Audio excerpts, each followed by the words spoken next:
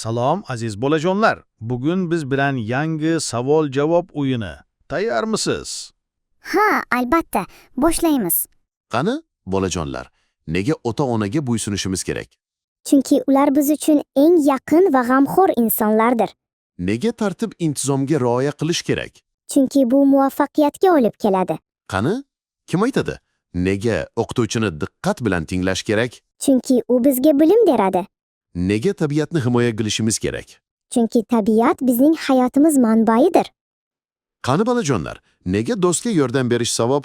Chunki mehr va do'stlik shu bilan mustahkamlanadi. Nega uy ishlariga yordam berish kerak? Chunki bu mas'uliyatni o'rgatadi. Qani, kim aytadi? Nega jamoat joylarida tartib saqlash kerak? Chunki bu odob va madaniyat belgisi. Nega gigiyenaga rioya qilish sog'liq uchun muhim? Chunki tozalik kasalliklardan asraydi. Qani bolajonlar, nega kitob o'qish foydali? Chunki bilim va tafakkurni oshiradi. Nega qariyalarga yordam berish kerak? Chunki ular hurmatga loyiq insonlar. Qani, kim aytadi? Nega o'yinchoqlarni tartib bilan yig'ish kerak? Chunki bu tartibni o'rgatadi va narsalar yo'qolmaydi. Nega nonni qadrlash kerak? Chunki u mehnat mahsuli va baraka ramzidir. Qani bolajonlar, nega darsni vaqtida qilish kerak?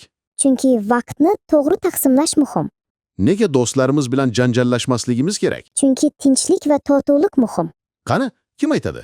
Nega daraxt ekish yaxshi amal? Chunki daraxtlar havoni tozalaydi. Nega kattalarni tinglash muhim? Chunki ularning maslahatlari foydali bo'ladi. Qani bolajonlar, nega yolg'on gapirish yomon? Chunki ishonch yo'qoladi. Nega sport bilan shug'ullanish foydali? Chunki u sog'lig'imizni mustahkamlaydi. Qani, kim aytadi? Nega qo'llarni toza tutish kerak? Chunki bu kasalliklardan saqlaydi. Nega bir-birimizni hurmat qilishimiz kerak? Chunki hurmat do'stlikni kuchaytiradi. Juda ajoyib. Bugun yana ko'p foydali narsalarni o'rgandik.